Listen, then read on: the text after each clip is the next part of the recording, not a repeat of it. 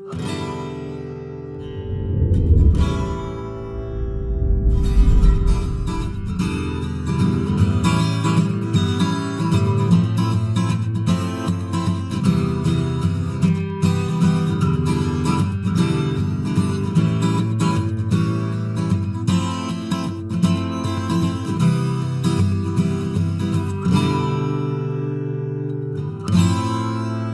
municipality of Dysart et al. Since 1867.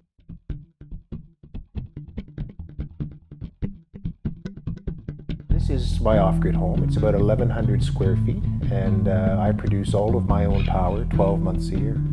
I do that with a combination of solar and wind. So I generate about 17% of my load requirements, my electricity, from wind, and the balance is from solar. A lot of people choose off-grid living really for three primary reasons. One is lifestyle, the other is environmental values, and the other is remote access, or just simply hydro access, where to get hydro to come into your home is going to be an expensive proposition. So when you have a cost like that, you've got a cost really that your net cost could be reduced substantially to go off-grid. Off-grid, of course, means that you are off the grid. You're not connected to the national grid, and as such, you produce and store all of your own power. I live with every modern convenience here. I'm not missing out on anything. Matter of fact, even this summer, I have a portable air conditioner for those unbearable days. The success of choosing to be off-grid is just simply really rationalizing how you use power. And when you look at that in detail, it's quite remarkable how you can lower your load requirements, so for example, your overall consumption, and therefore make off-grid living affordable. It's a very, very unique lifestyle. You're not tied to a utility. You're not dependent on a utility. You've built resilience into your lifestyle, and you're the one that's in control, which a lot of people today would like to achieve. So it's not so much about the size of the home, it's about the people that live in the house when it comes to making choices about alternative energy. It's about your consumption. And there's two things about consumption. One is the total amount of power that you'll use in a day, and the other is your peak demand load. So for example, if you've raised two daughters like I have, and they're both living at home, and one daughter gets up and uses the blow dryer, and the other one uses the curling iron, and dad turns on the coffee maker, and then he turns on the waffle maker, and then he throws a load of laundry in before he goes to work. That would be called a demand load. What is the highest amount of power at any given time that my home is going to suddenly need? So if you can look at those two factors, what is my overall load on a daily basis, and how am I treating my peak demand load, and do I have to do all of those things at the same time?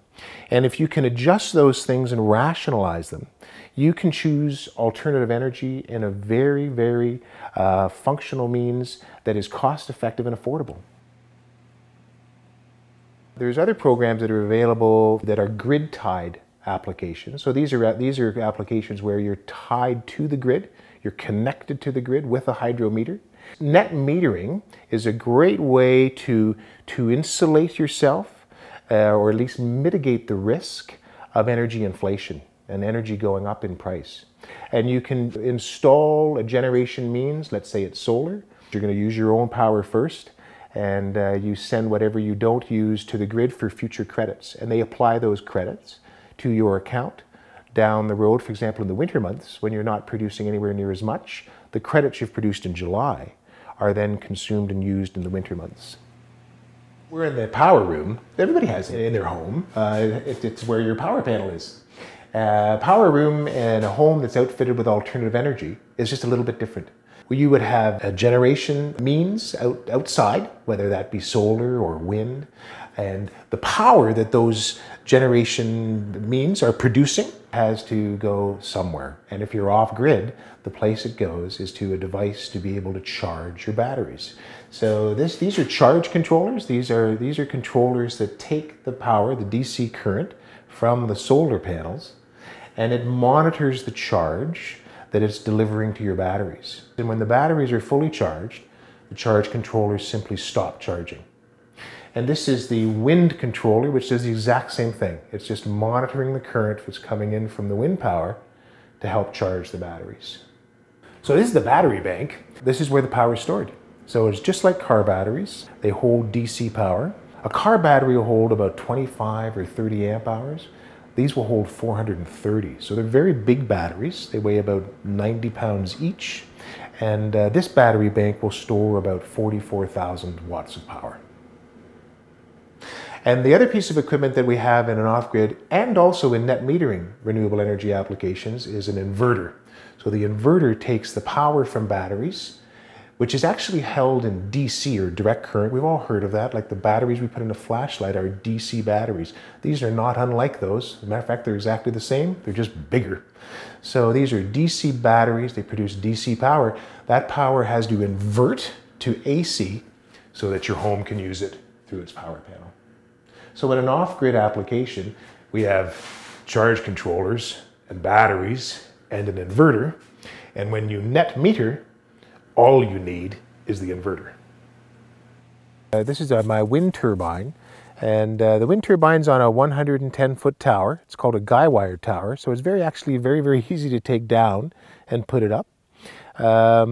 Wind turbines don't need much servicing. That's been up for 5 years and hasn't had to come down. It's a 1.5 kilowatt turbine. So I get about 17% of my power for my home from the means of generation that the turbine provides. So in the summer months, the turbine isn't very important at all. But in the winter months, when we have, 1/3 of the peak sun hours or less than we do normally in the summer, that's when you really are happy you have a wind turbine, because we'll have more consistent regular winds in the fall and the winter, and the wind is responsible for the makeup of energy that the solar isn't necessarily able to produce in the winter, because of course we have much shorter days and we don't have anywhere near the same number of peak sun hours in the winter as we do in the summer.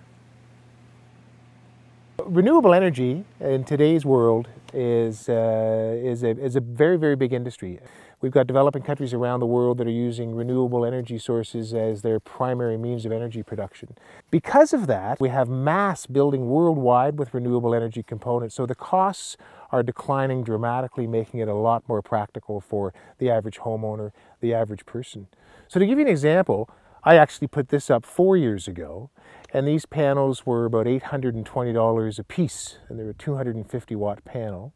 And today you could buy this exact same panel for about $215. So it's become very cost practical to now consider renewable energy, in particular solar. If anyone is looking to decrease their hydro costs, while at the same time, of course, increasing their own energy security, net metering is now a very cost-viable solution to do that. So renewable energy solutions in today's world, where we have a lot of potential diverging risks, renewable energy can bring you energy security, an independent lifestyle, and put you in control of your own power.